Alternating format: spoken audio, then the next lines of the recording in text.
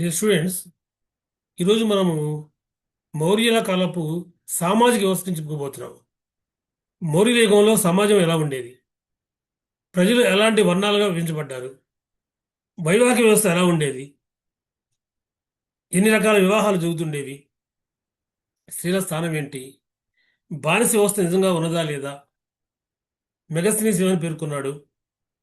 ఇటువంటి అనేక అనేక ప్రశ్నలు యూపీఎస్సీ ఏపీఎస్సీల్లో నిరంతరం వస్తూ ఉంటాయి. వాటికి సమాధానాల కొరకు మనం ఇప్పుడు ఈ క్లాస్ చూద్దాం. మౌర్యుల కాలంలోని సామాజిక వ్యవస్థ ప్రాచీన భారతదేశ చరిత్రలో అత్యంత ప్రాచీనంగా, సమగ్రంగా, లిఖితపూర్వక ఆధారాలు తీసినటువంటి ఒక నిర్మాణం. మౌర్య సామ్రాజ్యానికి సంబంధించిన సమాచారము గ్రీకు రాయబారి మెగస్తనీస్ రచించినటువంటి ఇటిక, కౌటిల్యుని అర్థశాస్త్రము, అశోకుని శాసనాలు, ఇతరపరమైనటువంటి అనేక రచనలు మనకి బౌద్ధ జైన సాహిత్యంతో సహా కలిపి అనేక రకాల ఆధారాలు మనకు ఉన్నాయి. వాటిని గమనించినప్పుడు మనకు ఏమర్థమవుతుందంటే మౌర్య సమాజము ఒక క్రమానుగత శ్రేణీకరణ వ్యవస్థను కలిగి ఉన్నది, హైరార్కియల్ సిస్టమ్ కలిగి ఉన్నది అనే విషయం తెలుస్తుంది. హైరార్కియల్ సిస్టము, క్రమానుగత శ్రేణీకరణ అనగానే మనం గుర్తుపెట్టుకోవాల్సింది వర్ణ వ్యవస్థ.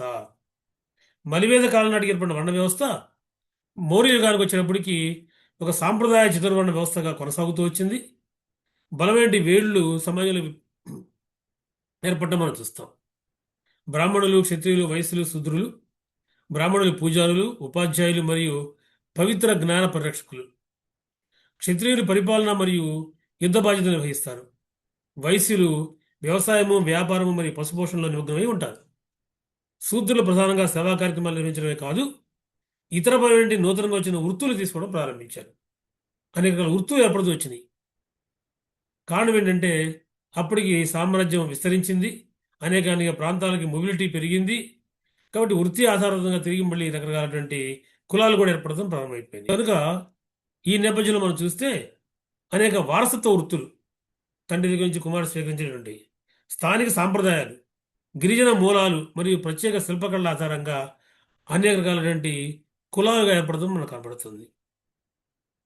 కుమ్మరులు, నేతలు అంటే నేత పనివారు, స్వర్ణకారులు, బంగారు పనివారు, కమ్మరులు, కమ్మర పనిచేసే వాళ్ళు, వడ్రంగులు, దంతశిల్పులు, వర్తకులు మరియు అనేక ఇతర శిల్ప వర్గాల వాళ్ళు ప్రత్యేక సామాజిక సమూహాలుగా ఏర్పడడం కనబడుతుంది ఈ కాలం నాటికి.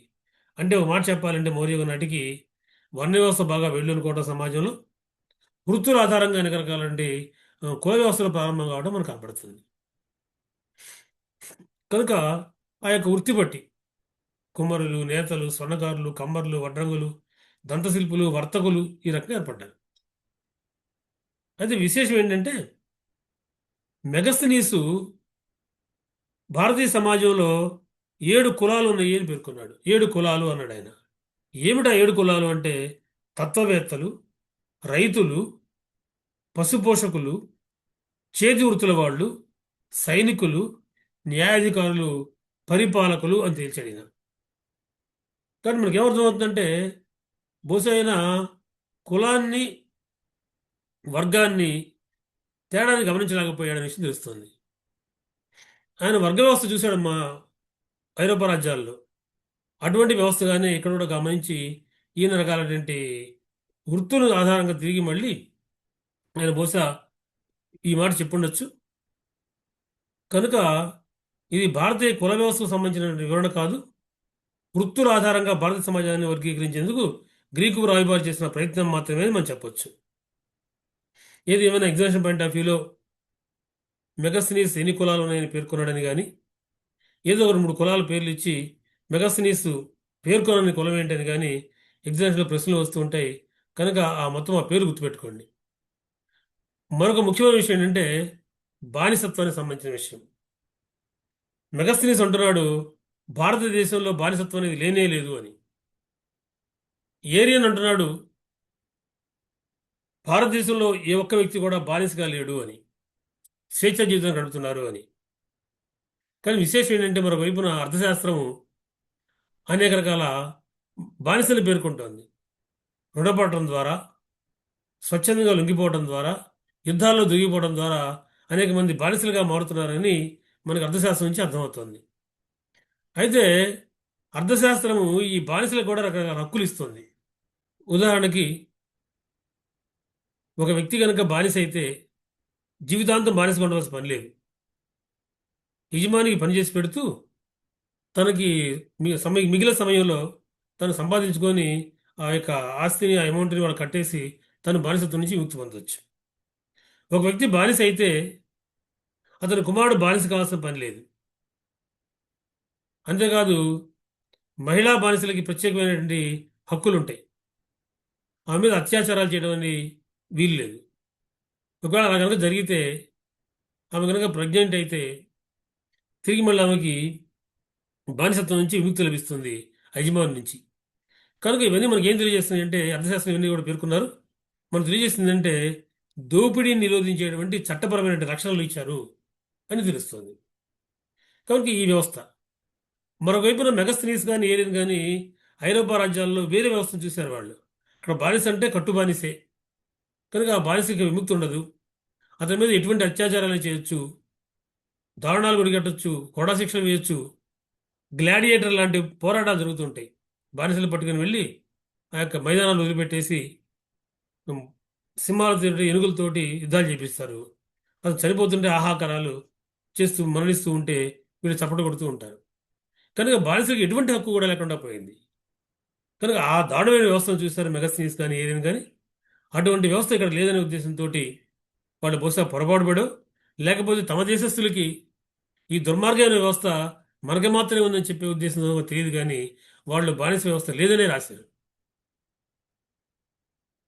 అయితే మనం గమనించాల్సి ఉంటుంది, దీన్ని చాలా బ్యాలెన్స్డ్గా ఆలోచించాలి. కాబట్టి మొత్తం మీద బానిస వ్యవస్థ అయితే ఉంది కానీ ప్రత్యేక హక్కులు ఉన్నాయి. ఇది మనకు అర్థమవుతుంది. కుటుంబ వ్యవస్థను కనుక గమనించే పని అయితే భారతదేశంలో అనాదిగా ఉమ్మడి కుటుంబ సాంప్రదాయాలు నడుస్తున్నాయి. ఈ యుగంలో కూడా అదే పరిస్థితి ఉంది. అంతేకాదు కుటుంబ పెద్ద ఎప్పుడు కూడా సర్వసాధారణంగా పురుషుడే అయి ఉంటాడు.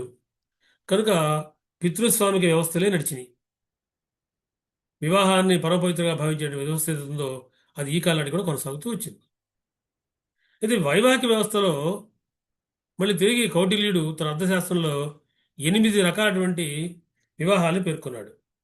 8 రకాల వివాహాలు: బ్రహ్మ, దైవ, ఆర్ష, ప్రజాపత్య, గాంధర్వ, అసుర, రాక్షస, పైశాచ. కనుక ఇటువంటి 8 రకాలైన వివాహాలని, అష్ట వివాహాలని ప్రాచీన కాలంలో ఉండేవి. వాటిని క్రోడీకరించిన వాడు కౌటిల్యుడు తన అర్థశాస్త్రం గ్రంథంలో. బ్రహ్మ వివాహము అంటే వధువుకి ఎటువంటి కట్నము కానీ కన్యాశుల్కం కానీ లేకుండా, అటు వరకట్నము ఉండదు, ఇటు కన్యాశుల్కం ఉండదు. ఒక విద్యావంతుడైనటువంటి సద్గుణ సంపన్నమైనటువంటి యోగ్యుడైనటువంటి వరుడు కనుక వధువుని వివాహం చేసుకుంటే అది బ్రహ్మ వివాహం అవుతుంది. కాబట్టి దీన్ని ఆదర్శప్రాయ వివాహంగా కూడా ఆనాటి కాలంలో పరిగణించడం మనకు కనబడుతుంది. రెండవది దైవ వివాహం. యజ్ఞంలో ఎవరైతే పౌరోహిత్యం నిర్వహించారో ఆ పురోహితుని కనుక తమ కుమార్తెను ఎవరికి ఇచ్చి వివాహం చేస్తే దానిని దైవ వివాహము అని పిలిచేవాళ్ళు. దీన్ని కూడా సమాజం ఆమోదించడం కనపడుతుంది. అదేవిధంగా ఆర్ష వివాహం. వివాహానికి ముందు వరుడు వధువు తల్లిదండ్రులకి ఒక ఆవుని, ఎద్దుని ఒక సింబాలిక్గా, ప్రతీకాత్మకంగా ఇచ్చేవాడు. ఇచ్చి వివాహం చేసుకునేవాడు. ఇది కేవలము ప్రతీకాత్మతే, సింబాలిక్గా ఉంటుంది కాబట్టి ఇక్కడ వధువును కొనుగోలు చేయటువంటిది ఏమీ లేదు. అందువల్ల ఆర్ష వివాహాన్ని కూడా సమాజం ఒప్పుకుంది. నాలుగవది ప్రజాపత్య వివాహం. దంపతులు కలిసి తమ మతపరమైన మరియు కుటుంబ బాధ్యత నిర్వహించడానికి పెద్దవాళ్ళు ఒప్పుకొని వారిని ఆశీర్వదిస్తూ గనక వధువుని వరుడికి వివాహం చేస్తే దాన్ని ప్రజాపత్య వివాహము అంటాం. అంటే ఈ వివాహము దాంపత్య జీవితంలో కర్తవ్యం మరియు బాధ్యతలకు ఎక్కువ ప్రాధాన్యత ఇచ్చింది. దీన్ని కూడా సమాజం ఆమోదిస్తుంది. తర్వాత గాంధర్వ వివాహం. గాంధర్వ వివాహంలో తల్లిదండ్రులకు అనుమతి లేకుండా పురుషుడు మరియు స్త్రీ పరస్పర ప్రేమ అంగీకారంతో వివాహం చేసుకుంటే దానిని గాంధర్వ వివాహం అంటాం. గాంధర్వ వివాహం అంటే ఒక రకంగా ప్రేమ వివాహం చెప్పొచ్చు. గాంధర్వ వివాహాలని కూడా ఆమోదించకపోయినప్పటికీ వాటిని వ్యతిరేకించడం మనకి మనం వ్యవస్థలో కనపడదు. అదేవిధంగా మరొకటి అసుర వివాహం. అసుర రా అంటే అసురుడు. వరుడు వధువు కుటుంబానికి ధనమో విలువైన వస్తువులు ఇచ్చి వివాహం చేసుకుంటే దానిని అసుర వివాహం అంటాం. అంటే ఇక్కడ వధువుని కొనుగోలు చేసినట్లుగా అయింది కాబట్టి ఈ వివాహాన్ని ఆమోదించకపోవడం మనకు కనపడుతుంది సమాజంలో. రాక్షస వివాహం తర్వాత ఏడవది. రాక్షస వివాహంలో వధువు కుటుంబ సభ్యులను లేదా రక్షకులను ఓడించి లేదా వారితో యుద్ధం చేసి వధువును బలవంతంగా అపహరించి వివాహం చేసుకుంటే గనక అటువంటి దానిని రాక్షస వివాహము అంటాం. ఈ విధమైన వివాహాలు ప్రధానంగా యుద్ధ కాలాల్లో క్షత్రియులతో సంబంధం కలిగి ఉండి ఎక్కువగా అటువంటివి జరుగుతుండేవి. వీటిని కూడా సమాజము ఆమోదించలేదు. అయితే వధువుకి ఇష్టమై వరుడు గనక వాళ్ళ యొక్క బంధువర్గాన్ని ఓడించి వివాహం చేసుకుంటే దాన్ని ఆమోదించేవాళ్ళు. కనుక వధువుకి ఇష్టం లేకుండా కనుక వధువు యొక్క కుటుంబీకులని ఓడించి వివాహం చేసుకుంటే అది రాక్షస వివాహం. దాన్ని కూడా సమాజం ఆమోదించలేదు, మన శాస్త్రాలు ఆమోదించలేదు. అలాగే మరొకటి పైశాచ వివాహం.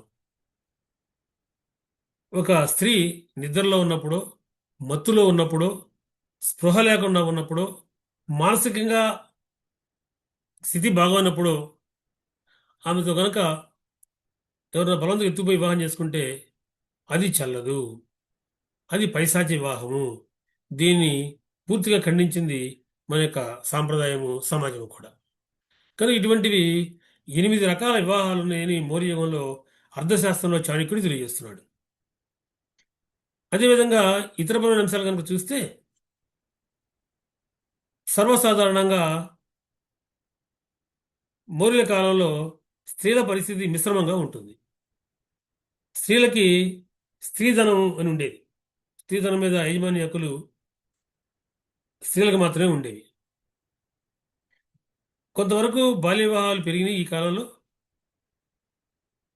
అయినప్పటికీ కూడా స్త్రీలు అర్థశాస్త్రం ప్రకారం వస్త్ర పరిశ్రమలో పనిచేయటము, రాజభవన సేవల్లో పాల్గొనటము, గూఢచారులుగా వ్యవహరించడము, ముఖ్యంగా రాజుకి మహిళా అంగరక్షకులుగా కూడా ఉండటము, సేవలు అందించడం మనకు తెలుస్తుంది.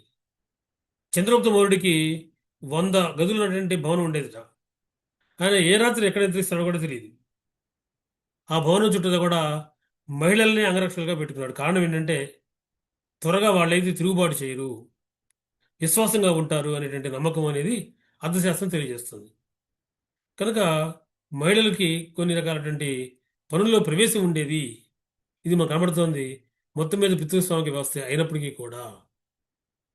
అదేవిధంగా విద్యా వ్యవస్థ మీద మనం చూసే పనైతే తక్షశిల, వారణాసి, ఉజ్జయిని వంటి సుప్రసిద్ధ విద్యా కేంద్రాలు భారత ఉపఖండంలోని వివిధ ప్రాంతాల నుండి విద్యార్థులను ఆకర్షించేవి. కేవలము భారతదేశమే కాదు, భారతదేశం చుట్టుపక్కల అనేక అనేక ఆ, దేశాల నుంచి, ప్రాంతాల నుంచి ఈ తక్షశిలకో, వారణాసికో, ఉజ్జయినికి వచ్చి విద్యార్థులు విద్యనభ్యసించేవాళ్ళు. వేదాలు, తత్వశాస్త్రం, ఫిలాసఫీ, వ్యాకరణం, వైద్యం, ఖగోళ శాస్త్రం, న్యాయశాస్త్రం, సైనిక విజ్ఞానం, రాజనీతి శాస్త్రం వంటి వాటిని ఇక్కడ బోధించేవాళ్ళు. ఇంతకుముందు కూడా మీకు చెప్పాను, తక్షశిలలో పాణిని విద్య నేర్చుకున్నాడు, అష్టాధ్యాయ గ్రంథాన్ని రచించాడు. కౌటిల్యుడు కూడా, విష్ణుగుప్తుడు కూడా తక్షశిల విశ్వవిద్యాలయంలో చదువుకున్నాడు. ఇటువంటి మనం చెప్పుకున్నాం. ఇక వారి యొక్క దైనందిన జీవితాన్ని, ప్రజల యొక్క దైనందిన జీవితాన్ని చూస్తే సరళత మరియు సంపన్నత రెండూ కూడా మనకు కనపడతాయి. బియ్యము, గోధుమలు, యవలు, పప్పుధాన్యాలు, పాల పదార్థాలు, పండ్లు మరియు కూరగాయలు వీరికి ప్రధాన ఆహారంగా ఉండేవి. సమాజంలోని అనేక వర్గాలు మాంసాహారం కూడా స్వీకరించేవి. పత్రి వస్ సారీ పత్తి వస్త్రాలు సర్వసాధారణంగా మనం వాడతాం భారతదేశంలో. మరియు వాటితో పాటుగా ఆయా పరిస్థితుల్లో దొరికేటి ప్రాంతాలలో పట్టు, ఉన్ని వస్త్రాలు కూడా ఉపయోగించేవాళ్ళు. పురుషులు మహిళలు ఇద్దరు కూడా బంగారము, వెండి, దంతము మరియు విలువైన రత్నాలతో చేసిన ఆభరణాలు ధరించేవారు. మరిక పాస్ట్ టైం యాక్టివిటీస్ చూస్తే సంగీతము, నృత్యము, నాటకము, మల్లయుద్ధము, వేట, జాతరలు, ఉత్సవాలు అటువంటి అనేక ప్రజా వినోద కార్యక్రమాలు ఉండేవి. కనుక వీటిని మనం గమనించాల్సిన అవసరం ఉంటుంది. ఇటువంటి వ్యవస్థ ఈ యుగంలో మనకు కనపడుతుంది. కనుక వీటి మీద కూడా అడపాదడపా ప్రశ్నలు వస్తున్నాయి. వీటిని జాగ్రత్తగా చదవండి.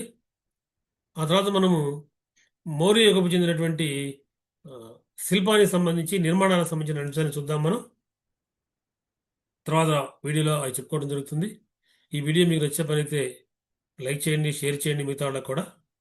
ప్రస్తుతానికైతే స్వస్తి.